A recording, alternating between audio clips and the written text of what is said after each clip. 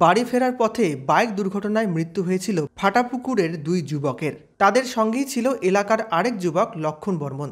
তাকেও আশঙ্কাজনক অবস্থায় হাসপাতালে ভর্তি করা হয়েছিল। সেই ছেলে এখনও মৃত্যুর সঙ্গে পাঞ্জা লড়ছে। একমাত্র ছেলেকে বাঁচাতে সব রকম চেষ্টা করছে গরিব পরিবারটি। এখনও 6 লক্ষাধিক টাকা খরচ হয়ে গেছে।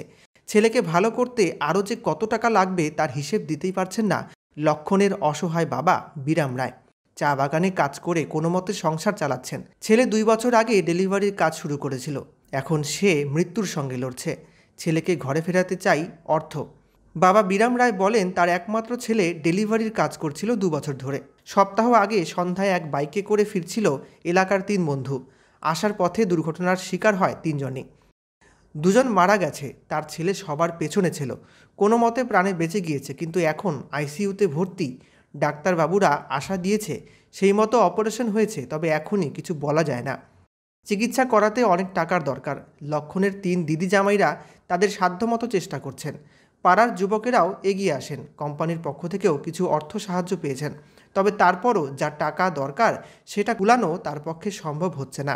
এই অবস্থায় যদি কোনো সংস্থা বা সংগঠন বা সরকারিভাবে সহযোগিতা পাওয়া যায় তাহলে হয়তো ছেলের চিকিৎসা করাতে পারবেন।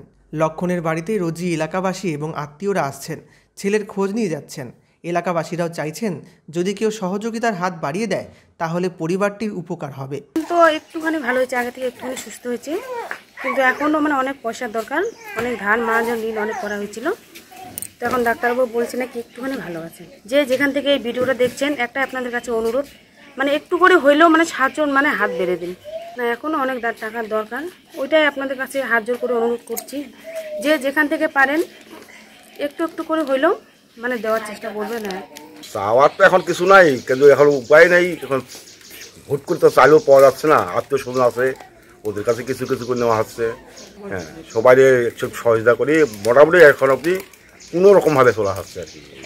হ্যাঁ, ডাক্তাররাও বলছে যে আবার এই কালকে সোমবারে আবার এমআরআই করবে নাকি মাথা আর কি, যেটা অপারেশন করছিল সিটি স্ক্যান করবে আর কি। সেইটা এখন কি করে বলবো। এখন ওই যে আইসিইউর মতো এখনও আছে, এখন তো নর্মাল বেডে দেয়নি। আর আইসিইউর তো খরচাটা অনেক বেশি, এইটা চালাইতেও সম্ভব। ওইটা করে তো অনেক সুবিধা হয়, আর ওইটাই তো আমরা চাচ্ছি এই মুহূর্তে যদি কেউ সুবিধা করে তাহলে খুব ভালো হয়। না, ওরকম একটা কয়নি, তবে যেই কোম্পানিতে কাজ করে সেই কোম্পানি আমাকে সহায়তা করছে, আমার এখান থেকে কিছু পয়সা ঢুকেছে। আশেপাশের কোনো ছেলেপুলে গ্রামে করছে 51,000 টাকা আমাকে 3 দিনে কালেকশন করে দিয়েছে, যেটা গ্রামের ছেলেপেলেগুলা।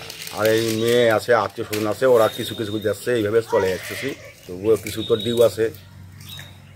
আমার আপনার নাম? বিরাম বর্মন। আপনি এমনি কী করেন?